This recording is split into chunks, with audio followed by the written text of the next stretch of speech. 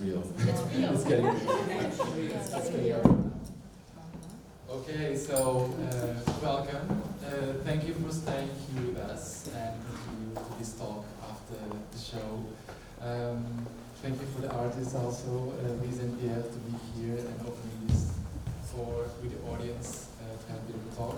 To give a little bit of a context, this is also part of the MODINA project. It was a Creative Europe project, and This Isn't Real was one of 5 shows selected this year between more than 90 that applied. And we haven't talked with each other. We've been working a bit on distance since February, March, so it's a big jump into now. So this is not an explanation of the piece. So this will be just an open conversation. I can start a bit with some talks or some questions with artists, but of course we want to open an open floor. It'd be interesting to have your insights, impressions of what happened and what you felt watching This Isn't Real. Was it real or not? There. Okay, so Lise and Pierre, thank you for being here with us.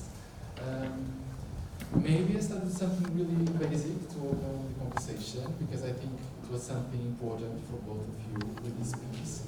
There is a bit what made you start thinking about this piece and even the title, and it came to this work. Maybe we start just with that first impulse and go from there. I think we start to talk about this piece, maybe, is it working? Yeah. No. We started to talk about this piece maybe 2021, or it was, I had finished, I did a PhD in AI as a sort of side gig, and it was before ChatGPT, and it was before AI became this massive world phenomenon.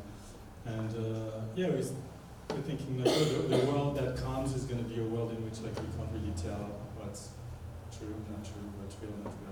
If you listen to the sound of the voice of someone close to you, maybe it's not them talking to you, maybe it's a machine that's been trained on the voice. Or same with pictures and videos. So start to think of working with dance and movement about this, what's a real artifact and what's a synthetic artifact, what's true, not true. So I guess that was a long time ago we started to talk about this, and then end of 2022 there was the release of ChatGPT, and then subsequently within a year, I guess, there was already deepfakes and a number of things, and for us it was also important to think of that thing that's happening in the world, that seems to be growing and growing, and every single week you have a new AI thing that does something totally crazy.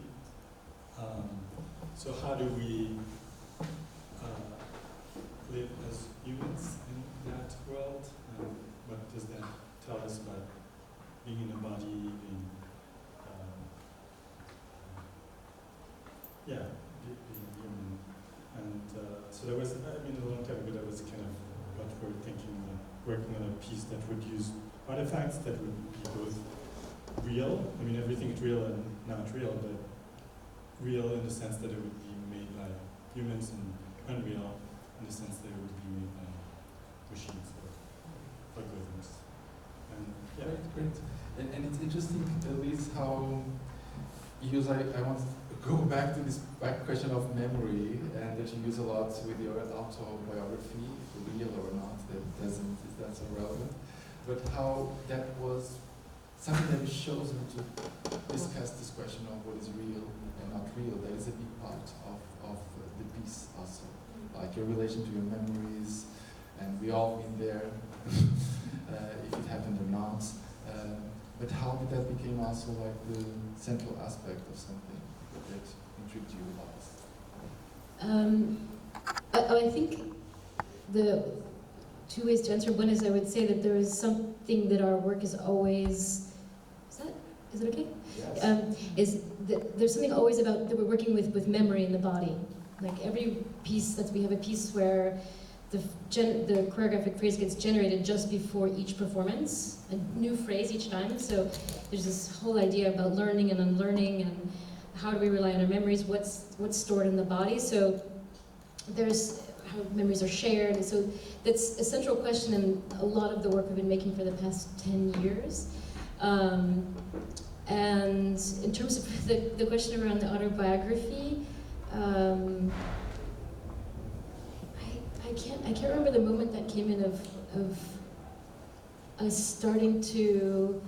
It was more about stories that I was picking up from my life to kind of assemble something, and then it's of course as soon as you start to delve into those questions, it gets, and you let an AI open that door and run wild also with your stories. It's puts you. That was part of the thing, like you're dealing with AI to effabulate or fantasize also with your stories.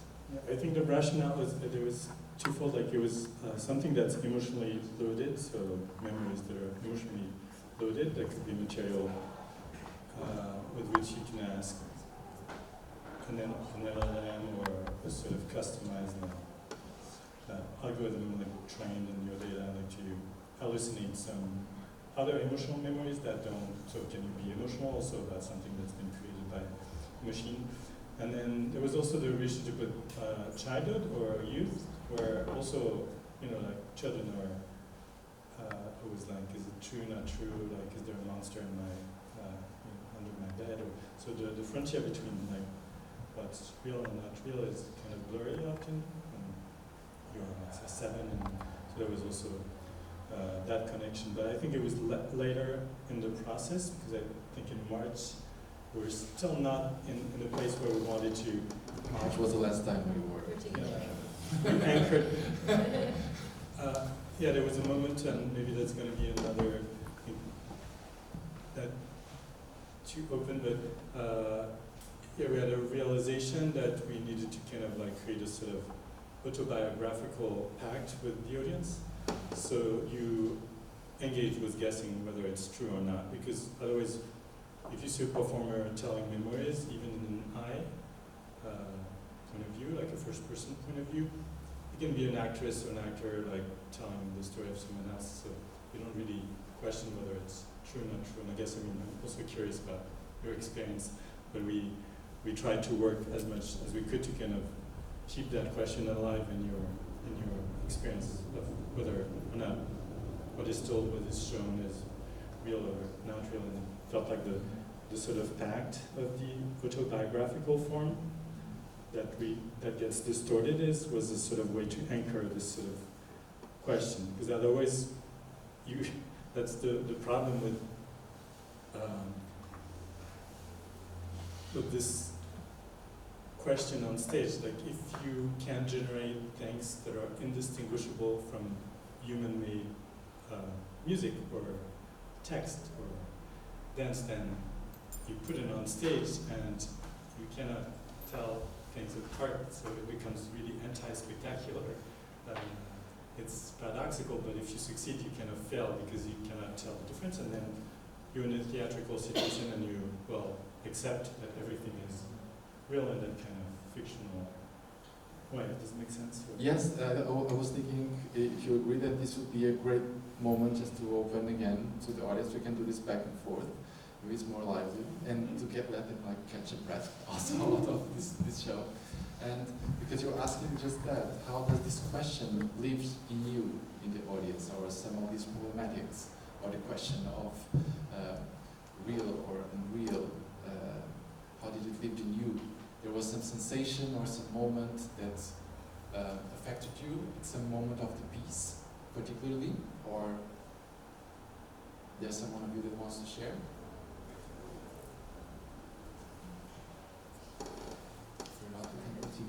Okay, it's not mandatory.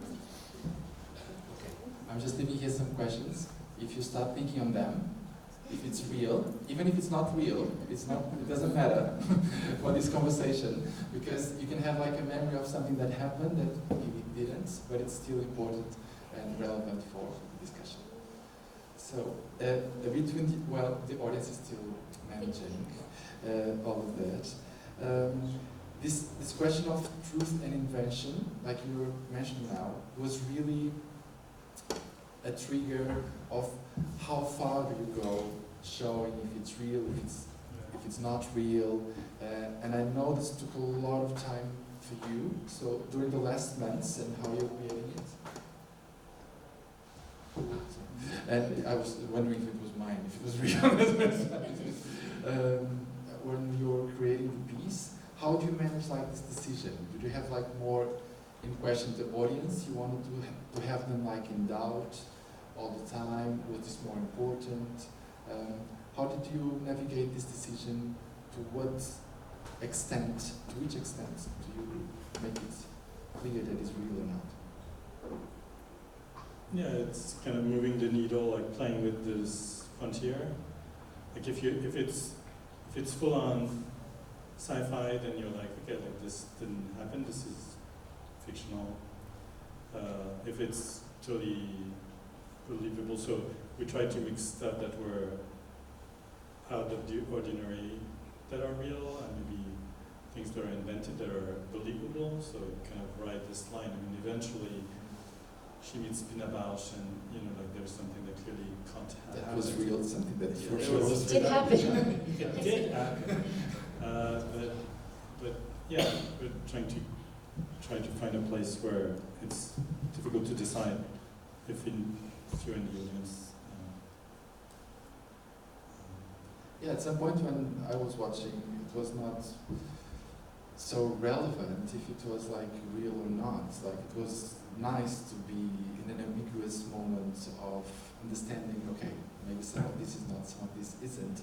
But some of the joy that I was feeling in the audience was also connected to this, of navigating, I don't know, maybe this is, maybe this isn't. And so my whole mind was activated after there was like a clear set that some, maybe, like sometimes you say it like, or maybe it didn't happen, or something very small, maybe it didn't happen. So that doubt is enough to... That makes me happy to say that, because I feel like there's a lot of reasons to be worried about the development of AI, and I mean, one of the reasons I insisted doing this PhD, when I'm not going to go in the full story, but I wanted to bridge like my work as an artist and also these things that are developed and not leave it to the technologists. So we also need to have a stance, like as citizens, as artists, as humans, and so there's a lot to fear, but there's also, to me, what's luminous in this is the places where it allows to open space to question ourselves, and it can be like meeting ancient practices, like you're meditating on Japanese Zen koans, and like cracks open your relationship to the world. So I think you can play also with AI in a way that opens like new questions to who you are, or what the world is, or what reality is, or how you can deconstruct and reconstruct it, or build it in a new way, maybe a better way. Yeah, because so there's something also playful and hopefully also luminous, not Yeah. just like daunting and scary because we're going to be replaced. And those are also legitimate fears, but I also want to connect to the other ones that allow us to like gain new and interesting perspectives. Yes, there was maybe some in this, because when I was hearing your stories, I was thinking maybe I need to create better stories about my past. because And I will some of help them, you'll help me for sure. Because I think it's so rich, and while you're describing it, I think sometimes reviving it and adding something, Yeah. it's even more interesting. And I felt it. You felt it. Your body was feeling while you were telling these stories, the real, the not so real ones. Did you feel this while you were creating these new narratives, like the joy of enjoying the creative narratives of Yeah. the past? Yeah, definitely. I mean, just one thing was those stories. There's real and not real, and even there was one story. I wasn't there, but Pierre was telling a story of something that happened to me, to the composer Pierre, who made the music.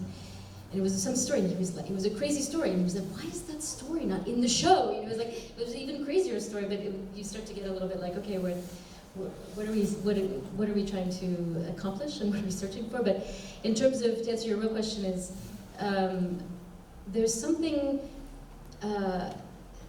also to relate to the last question is like, what interests me about the body, about watching the body, about watching dance, about watching somebody in movement, is that place where you can actually, no matter what they're doing, if they're doing classical ballet, or they're doing tango, or they're just brushing their teeth, or what. Just to clarify that the body is the avatar.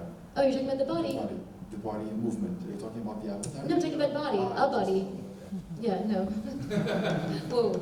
No, any body would interest me about your bodies, or is getting in touch with the uniqueness and what is going on and what that story is being told, or what can be gleaned, what can be expressed, what can be shared, what can be understood in just watching someone in movement. And so yes, of course I can tell these stories, true or not true, and I can experience them, but really my goal and what I hope and what I want is to share what you can see and feel as I'm describing something that happened or didn't happen, but it's like, it's what's never not real is what I'm feeling. That's what I'm saying. Yeah, it's a narrative, it's fiction, but somehow in your body, it felt really real.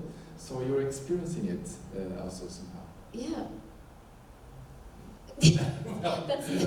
that's the intention.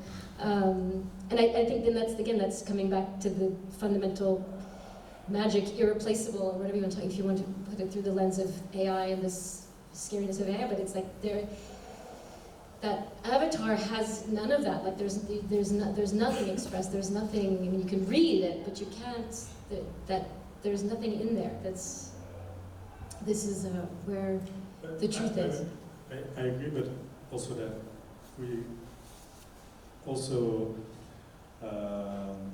discovered, I felt like, interesting things, movement-wise, trying to learn, and especially, I mean, I was not learning the material, but you were also accessing parts of your perception of movement, or your way to learn movement, because of that generated material. So I mean, it would be nice to just share. Yeah, the relationship with the devil, like you said, the very expensive phrase to learn. Yes. In other words, it doesn't have all those things for human, but it also has other things or questions about what it is to move with a body that's not having organs, or that doesn't have resistance to the air, or it's not in the physical world, or not the same physical world, I guess. So. Yeah, it's not. Yeah, it was very laborious to try to interact with this form that you look at the screen and you say, okay, that's a human form in movement. It has a right arm, a left arm, two legs, etc. And you follow it, but then it remains empty. Like we would spend an entire day learning 1 minute, and then the next day come back, and it was like we never learned it. It was just like water flowing. Like we couldn't hold it. And so it led to a lot of questions around why is that? And yeah, just digging and digging and digging in that process, it put us in touch with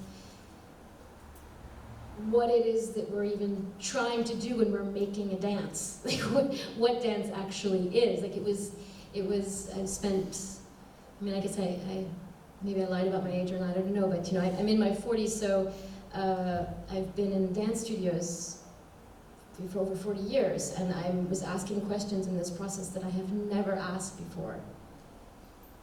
I suddenly realized that how I learn or how I interact with another person is through empathy, is through understanding and orienting and relating to them, not just, okay, you didn't put your arm there, so I'm gonna put my arm there, but it's really like the whole being of the person that I'm interacting with is how, even if I'm gonna learn off of a video, even if I'm learning a video, say, okay, this person, oh, and I can see how they've been feeling. Okay, I can see we are doing, not just me as a professional dancer or choreographer, we're doing that all the time as humans.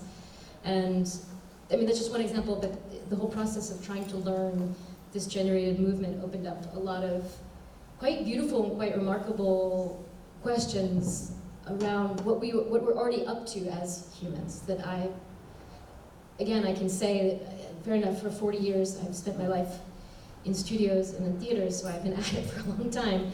But there's a lot of things that I was like, oops, I never thought about that before. It was quite powerful. I remember the talks that we had even in February, March, when we were trying to learn this movement. And there was something about the qualities that it's really interesting that you're referring to, right? Because we take as granted some of the qualities, how we learn movement, and the empathy aspect of learning through the presence of the other person. So you're trying to, even if this was not there, to feel it with, to feel it with something, because without that, it would be even harder to learn the quality of movement. So for sure there is something interesting with the learning aspect, because you're saying that there was territories of movement choreography that you would not explore if it wasn't through this relationship with the double and the avatar, right? That maybe this invited you to test different territories in your body that were not there at the beginning. Yeah. Interesting. Maybe there's something about that and the technology.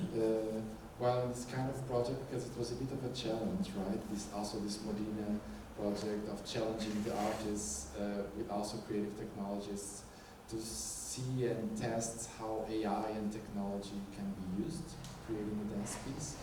And having this presence in itself was something that helped or informed the piece, or it was not that relevant? Because this aspect already of the avatar, we see that by forcing already something there, it created a new body experience in you, and also for the rest of the interaction with the audience. How do you feel having to have almost, because it's not, it was already there at the beginning of the challenge, right? How is it for you to navigate that is already there? The information was always in your pieces, but this one you wanted to test the bits, because I know technology can be frustrating, can be frustrating to deal with, and sometimes reinforcing what's more important for you as an artist. Yeah, I think, I mean, as you said, like it was more, we had a project and it just happened to be aligning with the challenge of the MODINA's call, so I don't feel like we felt forced to do anything that was not like on the map for us. It's just like, yeah, we tend to, I don't know, I mean, there's probably 20 billion like ways to approach like a question like what's real, what's not real in the age of AI and humanity and all that. But yeah, it's true that for us, we like to work sometimes with complex concepts or technology, but we also always end up kind of trying to digest it or hide it. Like it's not like, each time we're trying to put like AI cool artifacts like videos or images, like now you can totally animate like a body that looks like Liz and does crazy things. Like whenever we're trying that in a piece, it felt like a gimmick. Like it felt like just there's so much of that already everywhere. So what's the form that really creates an active relationship? For instance, I mean, I don't know if you guys, that's also a question, but what was the number on the screen? But it's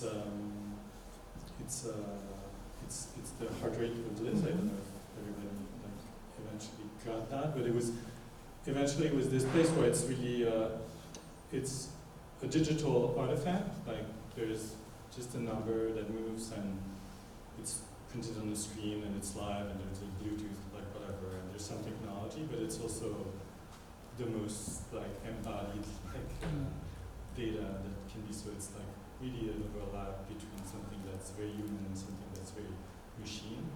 And so anyway, it's just an example of what we're trying to find in terms of the form, like not like display some cool technology. There's already enough. Sorry. Yeah. Thank you for the reminder.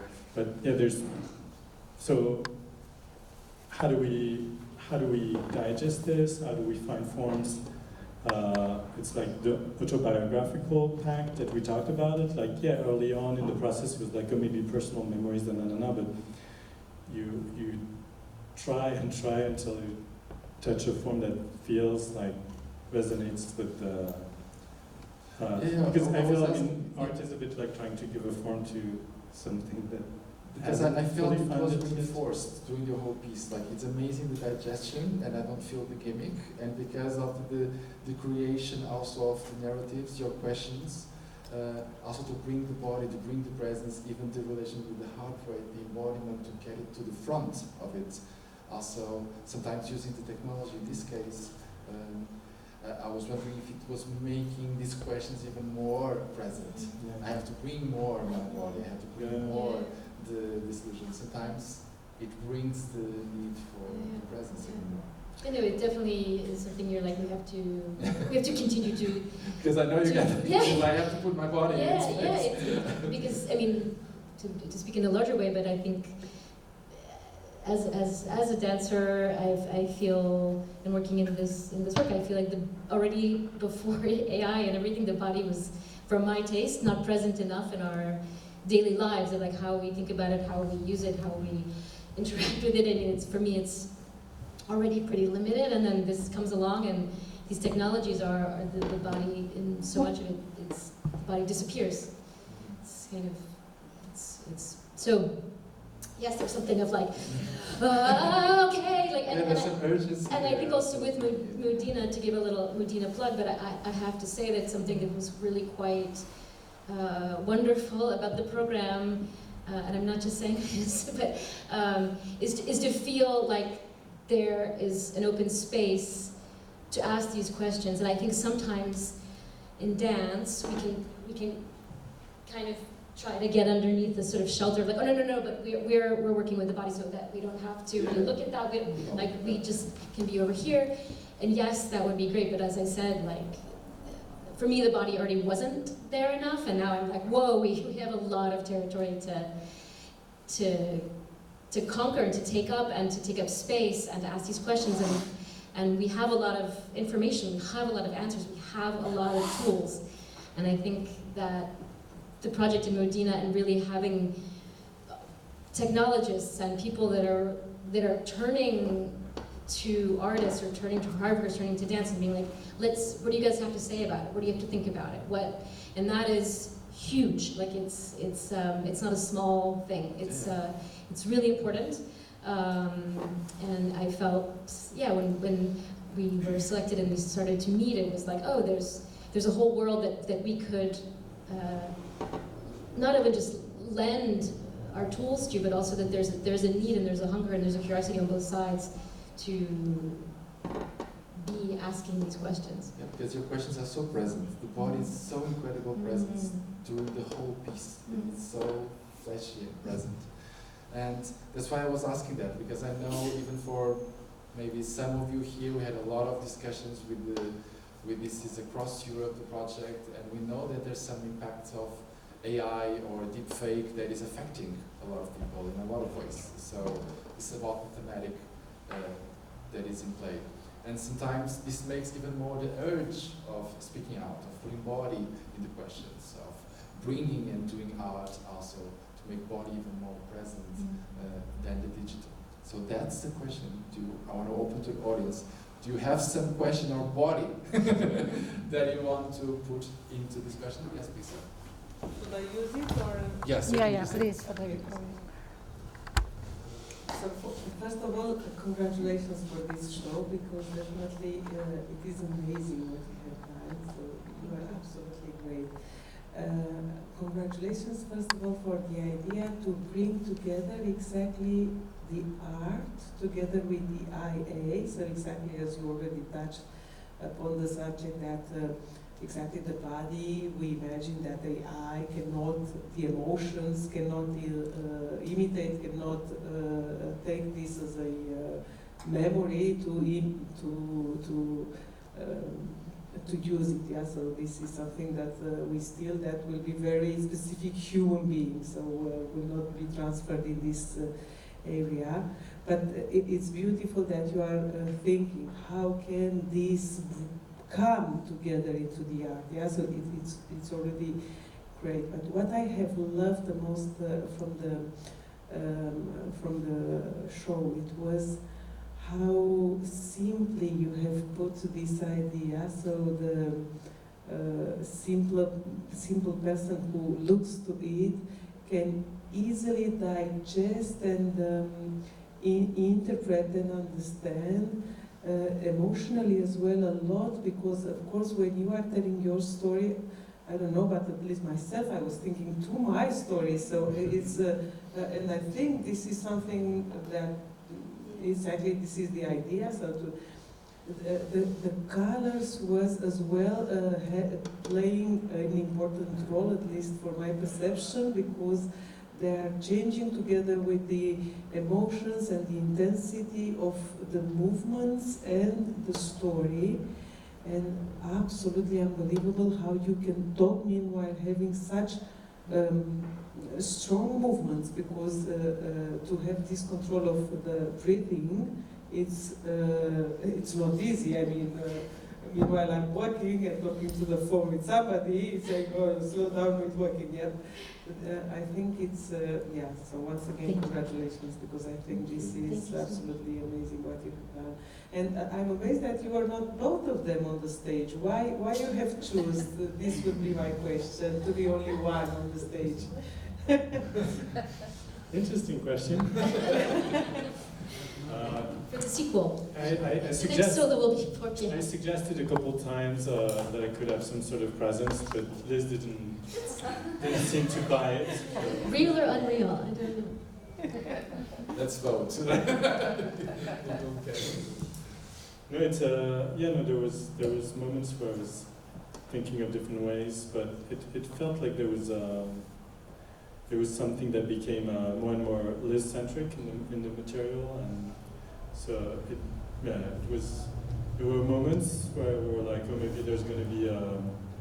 Actually, I think when I was talking about 2021, and we've actually that's big. Now that I remember, and you asked this question, we started thinking that it would be a duet for both of us, because the first piece that we really made together was this piece called theatrically, and it was a quartet, but I was on stage with Liz, and it was so we're like, oh, maybe and then I've been mostly outside and watching, and that's the complementarity in the work process where you also need someone outside, but yeah, no, we thought it would be a duet, and then it didn't happen. It's difficult to explain why. But I think it's powerful as well, this monologue, yeah. I think it's very powerful as well as this concept. Thank you so much. We had the first body, now we have the second. It's always like it's good. I wanted to ask something, and it is related to the first question that you kind of launched onto us as an audience.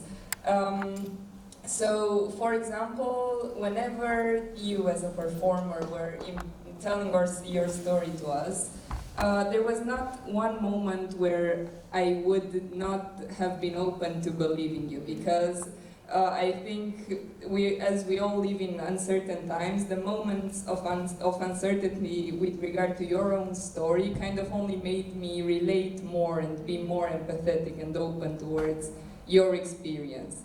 But there still was a point where it all shattered when it was like disclosed to us that the movement was basically AI generated. So an opening sequence. And my reaction to that was like, oh no, this is not someone's life story. This is something that they've made up starting on a piece that was AI generated actually, and I've been lied to the whole entire time. And I was wondering, now finding out that it was still your memories and life experience that was uploaded into it, how did it change your relation to your own story, having to interpret your experience based on a prompt that was kind of given to you? Wow, that's a great question. I will, yeah. I think the places where AI kind of grabs, and it can be scary or whatever you want to think about it, but there's places where the AI grabs and moves something in a direction that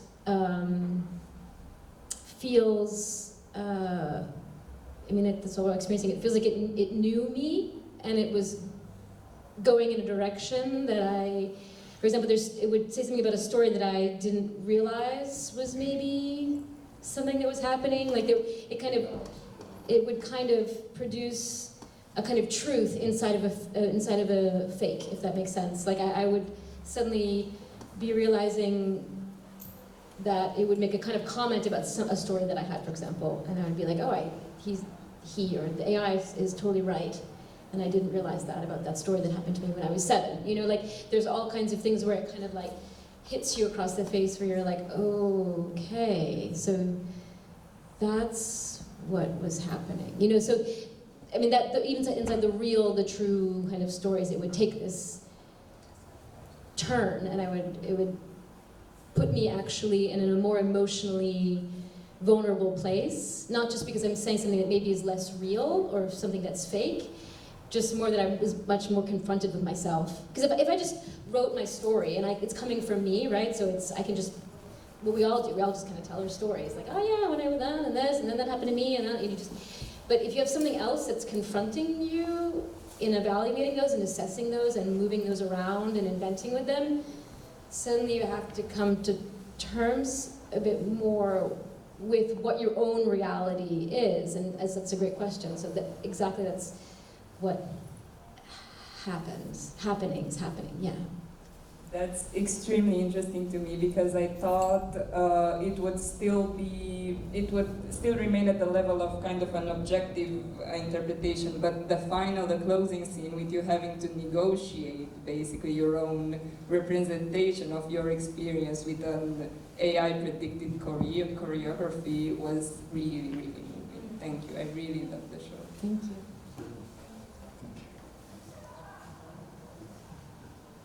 Yeah, first of all, congrats on such a performance.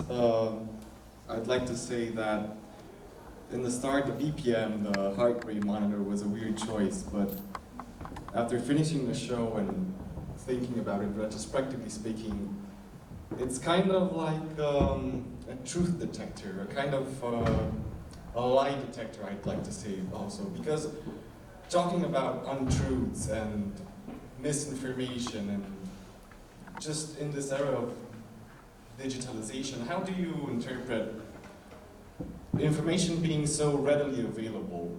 It's the humans, our choice, if we choose to look deeper into it and find out if what we actually read, news and other stuff is true. Did that affect your process in any way? And talking about process, what comes first in making such a piece? Is it the music? Is it the choreography itself? Is it the text? Do they all come at once? Where do you start exactly in making such a piece? 3 great questions.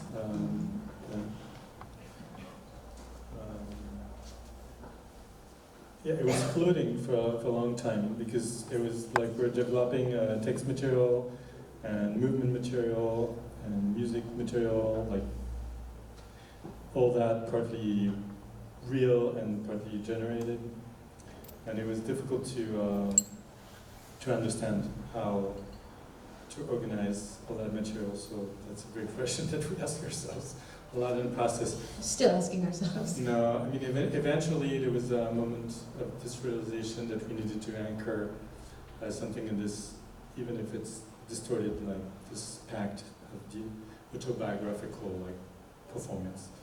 And so eventually the structure of the text like lended itself to the organization of the music material, and I would say the movement also, even though there's a sort of like prologue and epilogue with the AI-generated movement that has its own life, but it's also woven. The generated movement is woven into a lot of our repertoire, like our citations from mostly our work, but also briefly other people's work.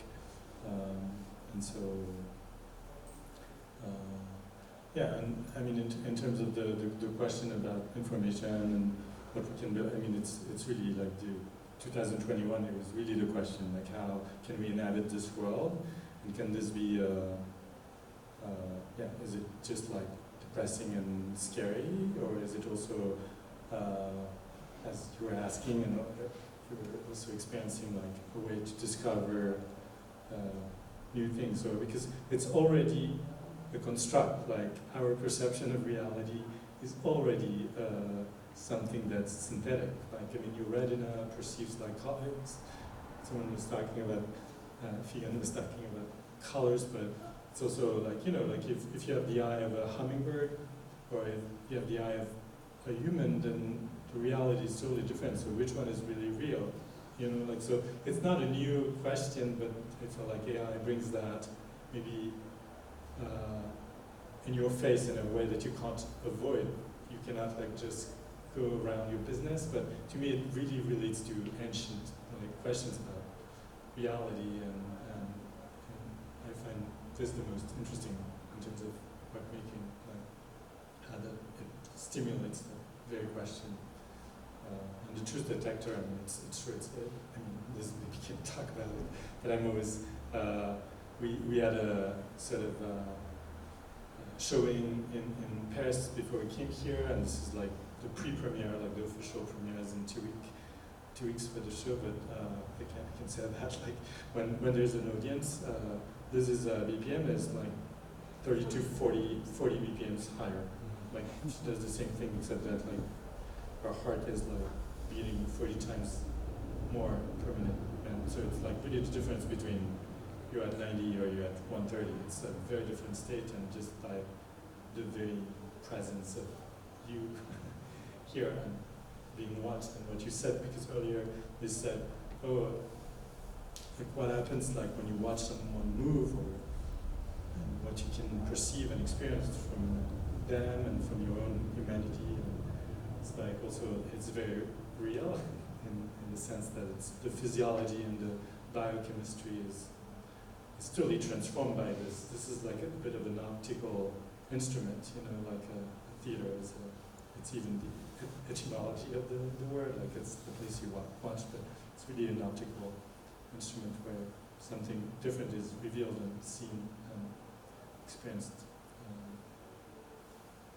at a deep level. I'm here thinking that it's difficult to negotiate what we value the most, if it's just the reality or the fantasies of what happened and the experience of your body. Because some of the stories, like for me, like I can't give away the idea that you were a backup dancer of Madonna doing an interpretive dance on the back. That is non-negotiable to get out of my mind, even if it was not real. So this was making me question that it's a difficult point that we'll arrive to, I think, with these tools, is if we want the excitement of more BPMs, of the fantasy that comes out of it, that we really felt alive sometimes with these fantasies, with this fiction that is being created so fast, and we feel the fiction, we see the fiction, we sometimes believe in the fiction. And when we get to a point that we say like, oh, no, I will give all this away just for what is true. And the story we tell ourselves are already largely fantasies. Yeah, I know. Just like we'd like to believe that there's a clear divide. We like all kinds of beliefs, like I mean, and so it's already very difficult if you start to examine like what you think is really true. You start to see that it's like water in your hands, which is. It will be even more watery, to become even more water in your hands. Yes, any other question from yes, please. Yeah, it's related to what you said before, and I find it very interesting, this thing of different perception of the same reality, either it's from a human or non-human point of view. And I was curious if you could value this outside eye as a form of entrusting your choreographies, like for archiving. And this for me leads to a funny, strange fact related to Pina Bausch. For instance, how this avatar would have seen her doing right the things that she did. I mean, through the eye of the AI today. So, I don't know. Wait, the question, the first part of the question? Yeah, it was related to this perceiving the AI as a form of registering or encoding your choreography, that you would transfer it to it as a form of archiving through this kind of oh, because you were kind of because it's a new medium, of encoding what to do as dancers. Yeah, that this my double is also an archive. It's an archive of me. Yeah. Yeah, Yeah, no, it's true. Yeah, we I don't know. Just to explain also that we gave our repertory and data of my improvised movement to an AI, and that's how. So it's modeled after my movement. It's not anyone else's data. It's just our data. So we created that from our own, from our archives to make this sort of pseudo. Yeah, it is. I never put it that way in my thoughts before. Thank you. You were saying sometimes like, oh, this looks like my grumpy, like moving. Like, so I would there's see my grandfather. I would see like it creates all the the repertory that we gave it was there's no classical dance in it, for example, but the avatar brings out these sort of classical ballet forms, and because there's something that's read in the way that I'm going to move. It's organized, and so there's I saw my dance with my grandfather would do, or my modern dance teacher from 20 years ago. These different things. So yeah, it is another way for it's confronting. About Pina Bausch, my God, oh God. No, it was like a funny, strange thing for me. As how the avatar would look at her work, like encoding, if you give what she did. At the same time, like because her work is so much about asking someone a question and making them do, like I feel like it's right up her alley, right? It's like, it's based on a prompt, right? So we have this double, and we would give it a prompt, and the prompt, like you do in ChatGPT, like blah blah blah. Instead of the prompt we used was music, but Pina Bausch could have asked questions of like, dance something about your memory. All those questions that she asked. I don't have a good example, something but that made you proud. Something that made you proud. Well, and let the avatar go crazy. That would maybe be really. Especially if they insist on what moves you. That's the dance. Yeah. But that's interesting thinking that a lot of choreographers work with prompts, right? In a way, like in the way they prompt dancers and they prompt specifically for each dancer to create something. So like they use scores, no? I mean, this avatar could be like a medium for scoring. Yeah, and how much would you entrust, because it has no empathy, but as well a lot of sources have no empathy. You don't have the human transfer because of generation, different generation.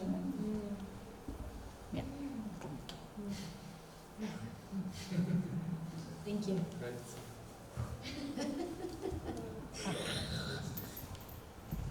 Thank you so much it was amazing. It's like I watched AI contort your body, and yet you still shone through through it all, like with your heart, literally, and your emotion. I want to ask about clothes, because the model was naked, but you kept changing clothes, and were they also suggested by AI or by? Or I also saw that someone worked on the costumes. Okay, but I wanted to know more about them because they are lovely. Want to reveal what is real? Well, I want some of the costumes and items are from my life. They're from my story. They're from my memories. They're from current and past. and some are not, and some are coming from the ideas of things that were produced in the autobiography that are not real, and but they're also in the same way that the assemblage of the autobiography is not linear and traveling through time in different ways. Is also a way for me to inhabit different spaces and different times through those articles. But yeah, the idea of having this kind of body suit of something that's kind of covered in this kind of it's a similar kind of graphic way of when we see the screen, it's a bit pixelated. So it was kind of this idea of something that's kind of a skin in the way that the avatar has this kind of form. Yeah. Do you have anything to say about that? I mean, yeah, I think there was also, yeah, it was this space, this screen space became a sort of like, so we're not using it to do some fancy, we actually tried, we did, like, we did more than try, we created some fancy real-time password on green screen that would, and all that felt very gimmicky, but we just eventually felt like, yeah, the green screen by essence is like a space of transformation, so it's a space where this is going to transform herself, and yeah, it's not, I mean, there are things that are for real and not real, but it was not, we didn't, I mean, the general attitude was not to be like, oh, let's have a AI decide what we're going to do, in the sense that, I mean, it's interesting, like with this piece, we usually love very generative scores that are very open and very unpredictable, and that's often very difficult to deal with because, of course, you have less control and you need to embrace like a sort of real time, and sometimes it's really, really confronting, and sometimes it's really, but bizarrely with this piece, where there's a lot of generation for the music, for the text, for the dance, we felt, in fact, that we needed to compose. So this is like maybe the first like fully written piece that we've made, in the sense that there's a lot of entropy in the generation, but then this is a very deterministic piece compared to what we've been doing so far. And in the time of performance, it's mostly set. I mean, there are moments where this is improvising. She, of course, has always the freedom of the performer of the moment, and that, of course, like that's going to be the variability of the performance, but it's not a performance that's variable the way usually our performances are, is really generative and like unpredictable scores. Any other question from the audience? You can ask for the audience and or for yourselves. It's like, what's the question that remains from here for the future with this piece, or to the audience, like if you remain with some interesting question that is there on your mind after watching this beautiful piece.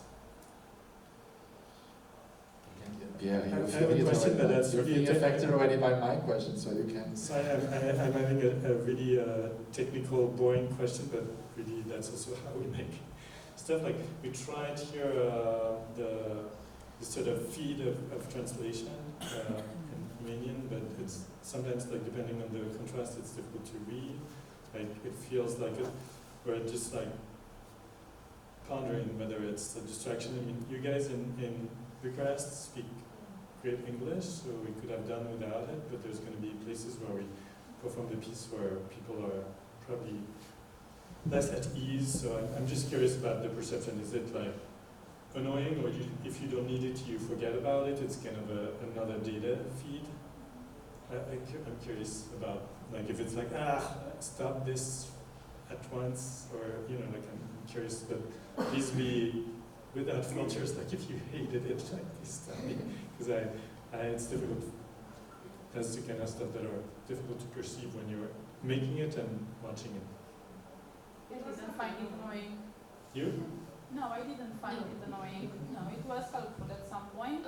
Was it AI generated or? So the translation is Yeah. totally AI generated, yeah. Yeah, because it had a bit of. It's not so accurate.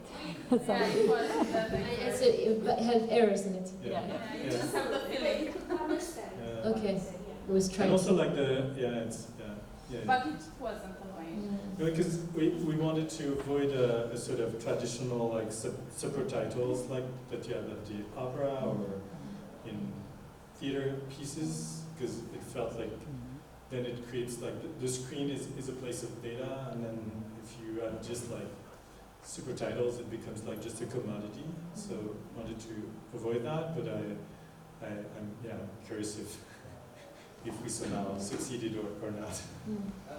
Don't need a mic. The fact that there is a delay creates a kind of interesting canon between the performer and the screen, because you have time to think about what is said again, and you have time to read it, which often in a performance you don't have the luxury to do that. You have to take it as it is. And seeing it in your native tongue is, first of all, interesting. Second of all, it offers a new perspective, especially since it's AI and it's kind of objectively presenting the words spoken without any intonation or subjectivity to it. Yeah. Okay, great, that's really helpful. Thank you. Yeah, I don't speak Romanian, so I didn't know if you were inventing or creating a new layer. Can you imagine? Imagine a new layer of creating a new story. It's funny because I just a joke and an anecdote. I was trying with the French, because we're going to premiere the piece in France in 2 weeks, and yeah, there were weird translation. At some point, she says I'm 5'2", and in French translated, je fais 1m90, so she's like 1m90, which is very tall. But out of the context, and those models are really good at translation. But it's a solo, so you sometimes can because you give chunks, it creates weird artifacts that are. Yeah, so sometimes it creates a bit of a funny twist. Do you have something else that you want to add on this? So what else, like? Just thank you very much. Just thank you. Yeah. Thank you so much. Thank you, Pierre, and Lise, for this beautiful piece that you Thank bring you, us guys. today.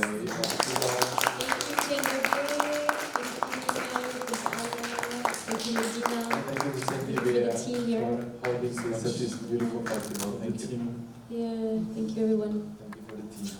Merci. Thank you. Thank you.